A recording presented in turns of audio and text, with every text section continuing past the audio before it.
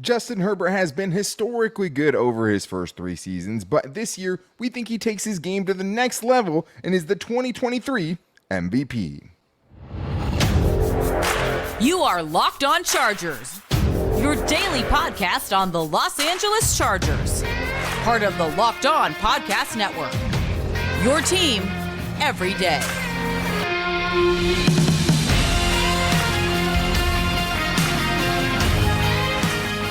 What is up, and welcome into the Locked On Chargers podcast. I'm your host, Daniel Wade, joined as always by my co-host, David Drogemeyer, and we've been covering the Chargers together for 8 seasons now, but this is our 6th year as the host of the Locked On Chargers podcast, bringing you your team every day. Thank you guys, as always, for making this your first listen today, and to make sure you never miss the show, go subscribe or follow for free on the Locked On Chargers YouTube channel, and listen wherever you get your podcast from. David, what do we got today? Daniel, today we are going to tell everybody why we believe Justin Herbert is going to be the 2023 NFL MVP, and we're also going to tell everybody the type of stats he's going to have to put up to be able to get it done. Yeah, because you have to be great. The MVP level right now is so high, and we're going to go over some of the guys who have won it recently, but he can absolutely put those numbers up, and it kind of feels like the perfect storm is brewing in LA right now with a lot of things coming together to really give him his best shot at it. But this episode is brought to you by Bird Dogs. Go to birddogs.com/LockedOnNFL or enter the promo code LockedOnNFL for a water bottle with any order. You won't want to take your Bird Dogs off, we promise you. David, this is something that we've gone back and forth about. We are not hot take artists by any means, but we fully believe that Justin Herbert is going to win MVP in 2023, and I think it's a lot of different reasons and a lot of reasons to feel good about it. I mean, best offensive cast he's had. Offensive line should be the best he's ever had in his 3-year career. But the big thing for me is Kellen Moore. That's what's making and pushing me over the edge in 2023. I don't think it's very often an offensive coordinator becomes available of the caliber that Kellen Moore was with the Dallas Cowboys, leading one of the top offenses in the league. Every season he was their offensive coordinator. He becomes available, and I think that's what's giving me the confidence this year, obviously, in Herbert's already, being so great, for that he's going to win it this year. Well, it's one thing, Daniel, to have all the physical gifts, the intelligence, the stature, the presence to be able to, put yourself forward to win the MVP award. It's another thing to have the right guy to put you in those positions to unlock that vast potential. And I think that's what we believe Kellen Moore is going to be able to do for Justin Herbert. I mean, just listen to this. I mean, he spent 4 years as a coordinator for the Cowboys, and his offense ranking in the top 4 in points per game, yards per game, and third down conversion percentage. He, no matter what the circumstances was, whether it was Dak Prescott, whether it was a backup quarterback, Kellen Moore illustrated throughout his time as an offensive coordinator of the Cowboys that he can do well with whatever you have in front of him, with whatever weapons, whatever quarterback that he is given, he's going to find a way to get it done. And now he has a quarterback that has pretty much any physical gift that you could imagine at his disposal. Well, and that's why Justin Herbert can win the MVP award in general, right? I mean, he has a rocket arm. He is a great processor of the field. We know he's already been able to put up borderline MVP type of numbers. I mean, you go back to that 2021 season with Joe Lombardi, who we think Kellen Moore is a big upgrade over. I mean, over 5,000 yards, right? 41 total touchdowns that season, 38 passing touchdowns. Like, we saw him do that with Joe Lombardi. So with Kellen Moore, it feels like the sky's the limit. And get this from Marcus Mosher of Locked On Cowboys. He said the Dallas Cowboys are averaging 29.9 points per game with Dak Prescott under center since 2019, which is the first year that Kellen Moore became the offensive coordinator in Dallas. That is the highest points per game among all teams and quarterbacks during that span. He was the best over a 4-year span when Dak Prescott was out there. Obviously, we're expecting Justin Herbert to be out there for every game to go win this award. But he has all the intangible tools. We feel like he was kind of handcuffed a little bit before by Joe Lombardi. The handcuffs are out now. Are off at least. And then Brandon Staley has talked before just about, hey, what Kellen Moore is bringing to the table as a former quarterback is he's not making him think too much. He's letting him be more free. He's encouraging him to take chances and just a more vertical kind of attack. That is what Kellen Moore did in his time with Dallas. You give that to Justin Herbert, who's kind of been running a precision, have to be perfect to get 7 yards type of offense. Like, I mean, to me, it just feels like these two are a match made in heaven. I'm so excited to see it, and that's what makes me so confident that this is the year that he upsets, other great quarterbacks that are in the league and gets it done. I just think that the chemistry that those two have already been able to create, and it started kind of inauspiciously doing a commercial together in the off season for a car auto group in his home state of Oregon. Yeah. But it was just that right there was the beginning of the relationship of potentially, a quarterback and a coordinator authoring an MVP type of season. So I just like the fact that these two people are from the same place. They play the same position. And I feel like they're going to be able to communicate with each other extremely well. They're going to be able to make adjustments on the fly because Kellen Moore is going to be out there on the sideline with Justin Herbert every single snap. So he's going to be in his ear and he's going to be there available to be able to help him out. And I just think that it is the perfect match. Not only that, but the weapons the Chargers have, they're definitely dangerous. Some of the best weapons in the league.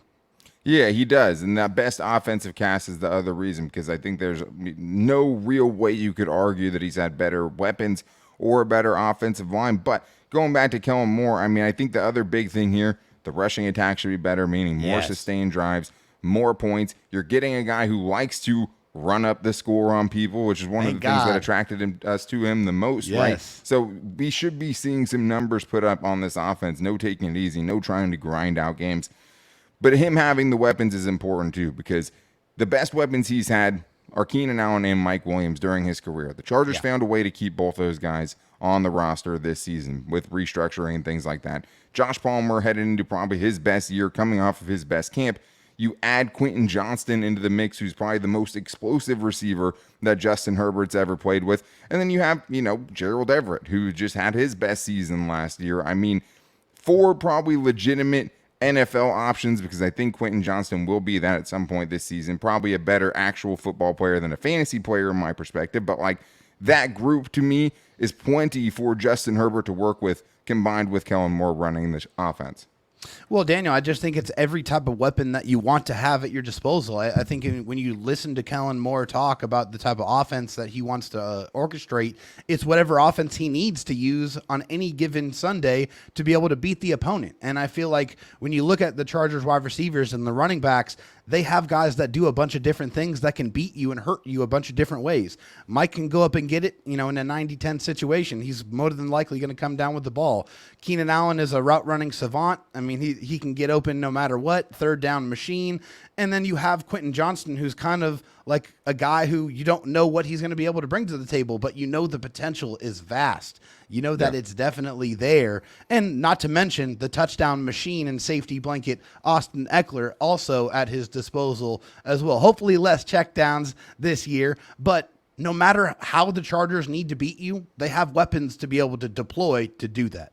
They have really good players at every position. I mean, Austin Eckler is one of the best receiving running backs in the league, and obviously gets a lot of touchdowns. But I think the offensive line I'm excited about as well, David. Getting Rashawn Slater back, healthier seasons potentially for Corey Linsley and Trey Pipkins. You have maybe the best pass protecting center in the NFL. You have an all-pro left tackle. You have a couple of up-and-coming guards in Jamari Sawyer and Zion Johnson. And I think you also took the weakest point of this offensive line out with Matt Filer moving on and replacing him indirectly with Jamari Sawyer and having him in there instead. I mean, Justin Herbert's 7th most sacked quarterback last year. He was the most pressured dropbacks last year, pressured at a top 10% as far as, how many times he dropped back and how often it was happening. I think that's going to be a big reason why this year is going to be much better than last year. I mean, Daniel, you're bringing a all-pro left tackle back in the fold. I mean, I just don't think 14 games he missed, Right. I don't think people understand how much of a difference maker Rashawn Slater is. When you can literally put your left tackle out there and then just set it and forget it and not even have to worry about who's over there rushing, man, that gives you such a sense of calm as a quarterback, as a coordinator, as a head coach. I mean, it's just got to be a great feeling. And then, of course, you got Corey Linsley in the middle.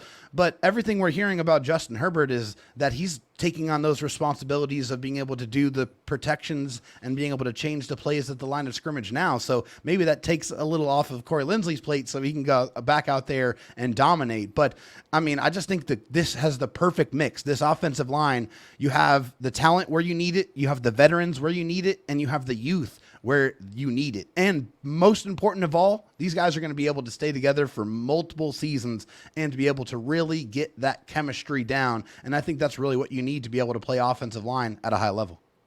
Yeah, and I think with Justin Herbert, who's already really good at kind of, having great pocket presence, knowing when to get rid of the football, being able to extend the play, when you match that with an offensive line that's going to give him the time to hopefully open it up more down the field. I mean, I think that's a combination we haven't seen much during Justin Herbert's time. I mean, he's had good players on the offensive line. This should be the best group for him, hands down. But in order to win the MVP, a lot more has to happen just than having, good things on the offensive side of the ball. The problem is the Chargers have to basically upset Patrick Mahomes and the Kansas City Chiefs and the AFC West, and Justin Herbert's going to have to put up his best statistical season yet. So we're going to talk about what that's going to look like and how they can upset Kansas City coming up right after this. First, though, I do need to tell you guys about my bird dogs because bird dog shorts are changing the game. If I didn't think I would probably crash this whole setup right now, I would get up and show you the bird dogs I'm wearing right now. Instead, you'll have to settle for this great hat that I got from Bird Dogs. But this is the thing for me about bird dogs. Bird dogs are kind of a cheat code for shorts.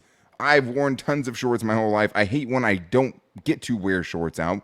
But those opportunities have come so much more now that I have bird dogs because what I found out is they're great for every occasion. The only problem is now I feel like I have to have my bird dog shorts on for like everything that I do. It's like, oh, pickleball, I know the exact shorts I have to wear for that, right? Going golfing, I have bird dogs for that. And now everything else just doesn't quite cut it. That's the only downside of bird dogs is not only do they make you look good, but they're so comfortable that you don't want to take them off. And I think now that I have shorts that my wife will allow me to basically go to any, it's like the skeleton key of shorts. I can wear them to any event. Now the joggers that I have, it's changing the game. I love my bird dogs. I wear them every single day. And you guys can too. If you go to birddogs.com/LockedOnNFL and enter the promo code LockedOnNFL at checkout, you can get a free Bird Dogs water bottle with your order. They're always giving away good stuff. I got this hat. The water bottle, I cannot wait for. It's a great reusable water bottle. You guys want to check it out. You won't want to take your bird dogs off. We promise you.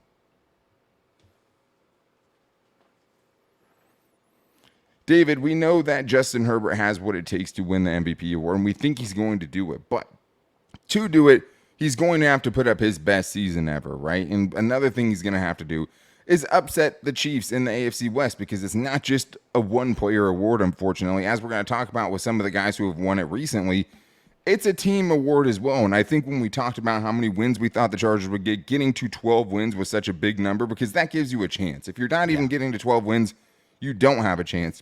This season, though, Justin Herbert individually is going to have to put up some pretty nuts numbers.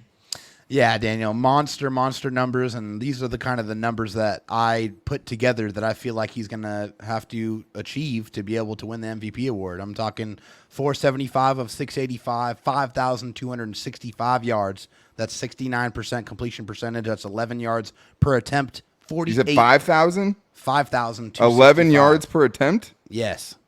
Yeah, I'm going big numbers here. 48 touchdowns, passing touchdowns, okay? 7 interceptions, and I'm also going to throw in 375 rushing yards and 5 rushing touchdowns. I know it sounds lofty. I know it sounds outrageous, but when you consider the stat lines of the other quarterbacks that have won this award, it's going to take that type of Herculean effort.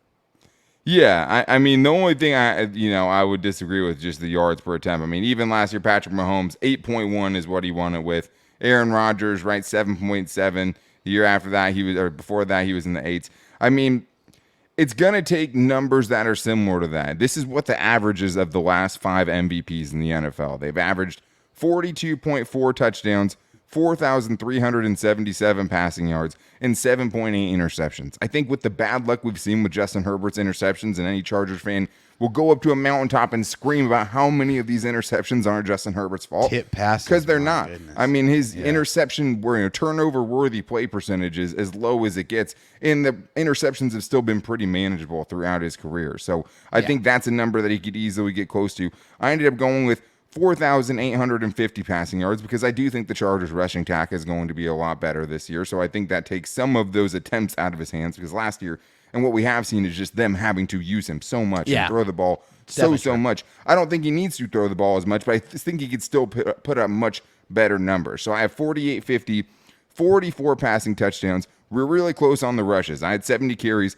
380 yards, 4 touchdowns. So 48 total touchdowns. I mean, that's same amount, as, Lamar Jackson ended up having only 43 the year he won in 2019. Yeah. Aaron Rodgers, his first MVP season, or at least the first of his last 2 in 2020, 51 total, right? Then you have Aaron Rodgers 2021. He ends up with only 37 passing touchdowns that year. So, I think these are very attainable numbers for Justin Herbert to have if he's going to have all of the pieces in place like we've talked about him having. So I ended up having 48-50, 44 touchdowns, 8 interceptions, 8.1 yards per attempt. So that's what I think it would have to be.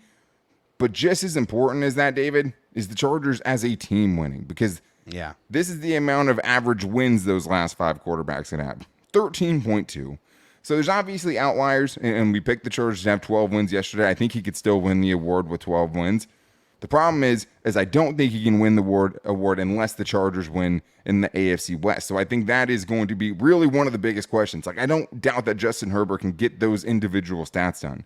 The team rallying around him with this brutal schedule that's ahead of him, that is going to be the toughest part for me. And I think, it's obviously going to take it beating the Chiefs at least once to get this done for him. At a bare minimum, honestly, Daniel. We looked at it. We went back on almost 15 years, and every single one of those guys, their team won the division that they were in. So it's extremely important that the Chargers are at least in the conversation or fighting for the AFC West towards the end of the year for Justin Herbert to be able to be in that conversation. And, I understand it's the MVP award, but these team accolades, that they do factor in as much as you don't want it to, but it's a part of it. And so that means the Chargers defense needs to be able to come alive as well. They have to provide more pass rush. They have to provide more turnovers. They have to limit the explosive plays. They got to give Justin Herbert more opportunities. They have to be at least average to me. Yeah, they have to. You're going to have a high-powered offense pretty much no matter what. If if Justin Herbert's going to play at an MVP level, if you give him an average defense, which is more than Patrick Mahomes has had in some of his MVP seasons, right? That is enough. And that's not so much to ask. No, it's not. But the last couple of years, it seems like it has been a little bit too much to ask. Yeah. But it can't be. If Justin Herbert is going to win the MVP award, the Chargers defense needs to play at least average football in order for Justin to be able to get it done. And like I said, the average was 13 wins. That's weighted a little as well because, Patrick Mahomes had 14 wins last year. They went 14-3, which is silly. Right. I don't think they're going to hit that again this season, especially with the Chris Jones of it all, because that's, to me, what really opens up this whole conversation. That's Massively. What makes me actually, you wouldn't think, another team's defensive tackle would make me feel better about Justin Herbert winning the MVP, but, it does. Because I think he's easily the best defensive player on that team. And I think without him, that's a totally different looking defense. And it's a fallible team that could lose some games. The last time somebody had 12 wins and won MVP, Patrick Mahomes, 2018, 12-4. Guess what the Chargers record was that year? 12-4. 12-4. The Chiefs had the tiebreaker. That was the Chargers beat the Chiefs that year. That crazy Mike Williams game. Williams, noted Chief killer. One of the best games ever. Yeah. This is the problem, though, David. The last MVP to not win his division was Adrian Peterson in 2012, and that's a running back. So it's a little bit different, obviously. A quarterback wins every year now. It's going to be very hard for a quarterback not to win at this point. Right. But the last MVP quarterback not to win the division was Peyton Manning all the way back in 2008, and he still went 12-4. So we're saying Justin Herbert puts up historic numbers, and this team gets to 12-5 this year. They have a good chance, especially, I think, with all the confidence you've seen his teammates kind of rally around him with. Obviously, a better vocal leader he's been given a lot of credit for. This was Khalil Mack. He's coming around as a leader. He's a lot more vocal. We hear him in the locker room. We've seen him now breaking down the huddle on the field and just clips by the Chargers, right, and seeing it in practice. There's so much more confidence there. And Brandon Staley thinks he's kind of undressing the defense a little bit this year, which we haven't seen in years past. We try to disguise stuff as much as anybody in the NFL, but he has a way of undressing that now. He understands how to do it, and he understands how important it is. David, I think the writing is on the wall here, and I think the new confidence from Justin Herbert is another part of it. Well, Daniel, it's not just one person saying it either. It's the collective. Everybody is saying the same thing. So when you have that confirmation bias, it has to be real. I mean, these guys are professionals. I mean, they are able to recognize it. They see what it's easier to buy in for sure. Yeah. They if they see it, they've seen it before, so they can say it confidently. And they've seen the growth because he's been there. That's the thing. It's like all these guys that are talking about it are guys that we've seen, and like the guys in the past, like they've talked about his leadership. It's just different this year, man. Yeah. Like it's just they talk about it with a different level of reverence. They talk about Justin Herbert, especially after signing that contract. It seems like there's a burden taken off of him. Yeah. Even his mic'd ups are funnier now. He's actually saying some things like it's growing, man. And we know that gamer. We know that killer is in there. We know he's an ultra competitor. He's a football freak.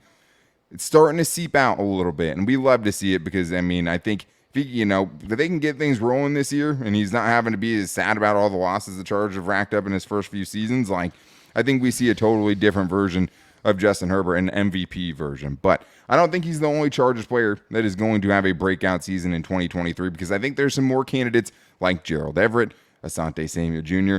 Can we buy in to the Kenneth Murray hype? Because the only person more hyped up at Chargers training camp than Justin Herbert, maybe Keenan Allen, is Kenneth Murray. So we're going to talk about, even though I've blacklisted him from my breakout candidates, if it's worth having the conversation in 2023 with all of the guys talking about it so much. Coming up right after this. First, though, I do need to tell you guys about FanDuel because it's time to get ready for the NFL season with incredible offers from FanDuel, America's #1 sportsbook. Right now, new customers can get $5 and get $200 back in bonus bets guaranteed. Plus, all customers who bet $5 will get, listen to this, $100 off of NFL Sunday Ticket from YouTube and YouTube TV. I've never even heard of someone doing a deal like that.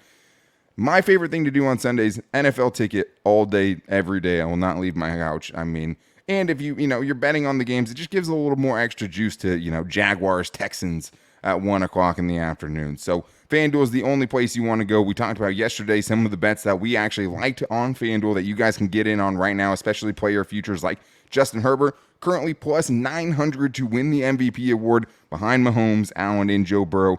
Also, Justin Herbert should absolutely crush that 30.5 touchdown number this year. I think that's very, very low. So visit FanDuel.com/lockedon. The app is easy to use and you can be on everything from spreads, player props, and more to bet on. So visit FanDuel.com/lockedon and kick off the NFL season with an offer you won't want to miss. FanDuel, official partner of the NFL. Let's get into some other breakout candidates this year, David, because, hey guys, I don't know if you know this, the season's starting on Sunday.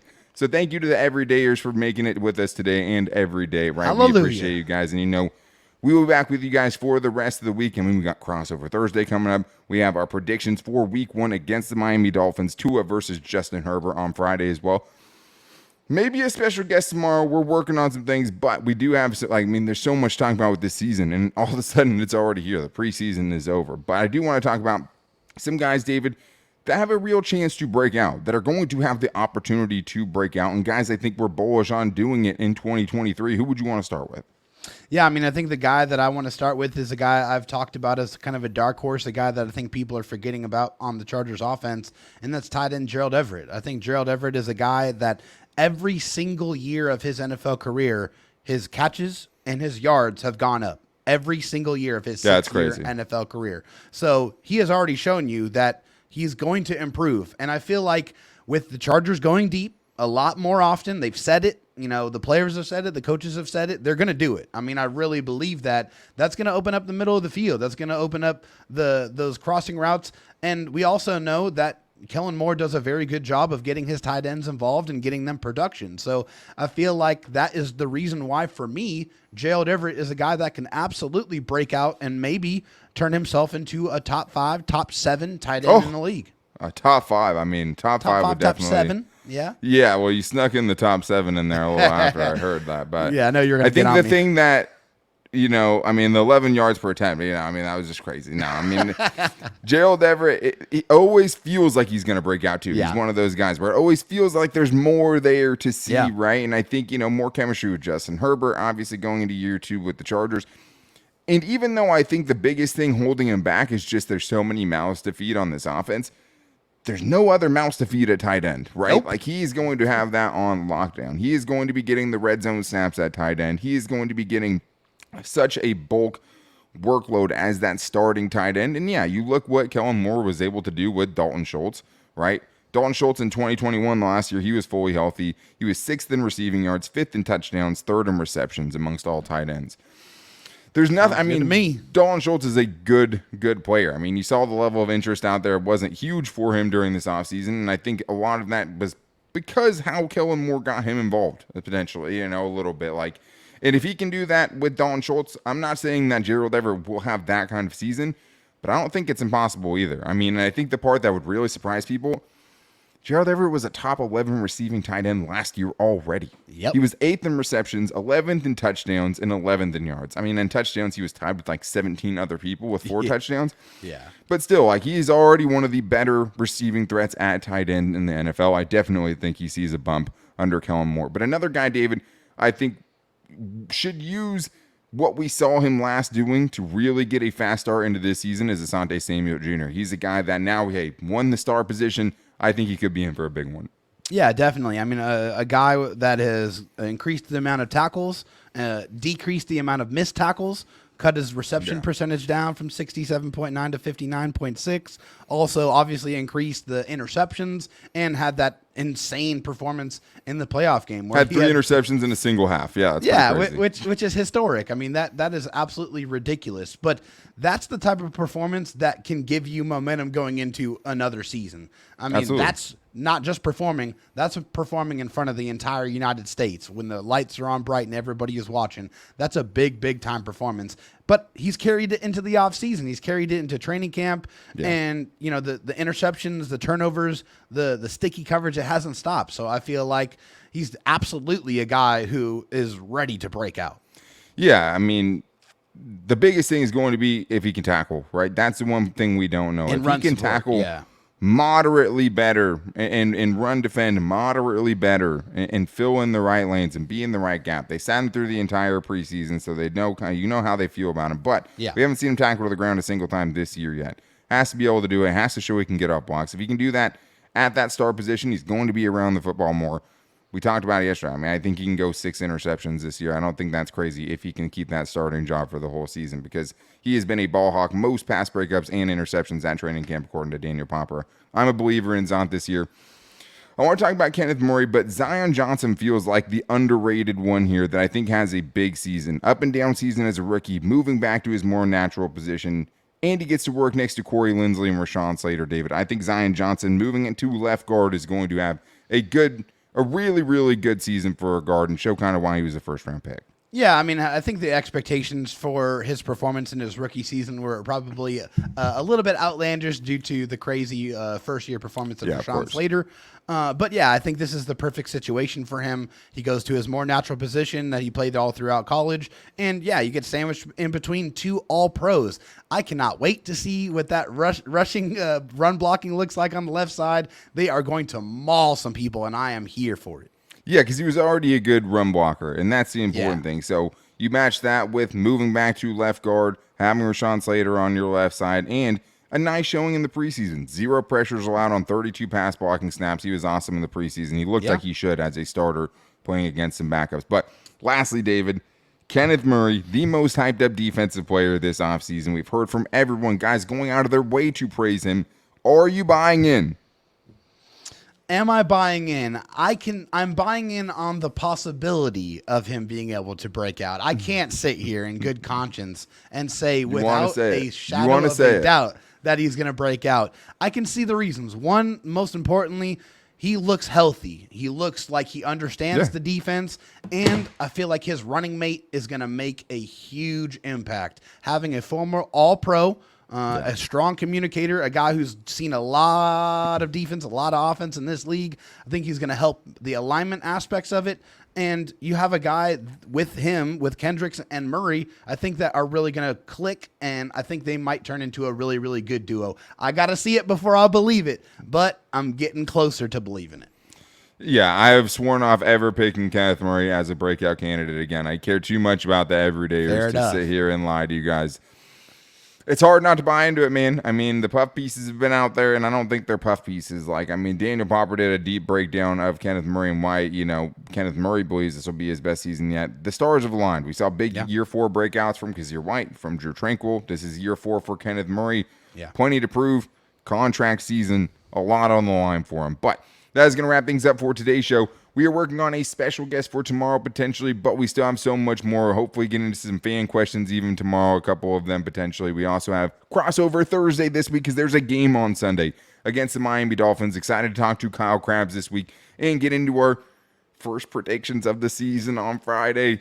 So much to get into, so little time, but thank you to the everydayers out there. To make sure you don't miss the show, go subscribe or follow for free on the Locked On Chargers YouTube channel and listen wherever you get your podcast from. You can also find the show every day on all of our social media.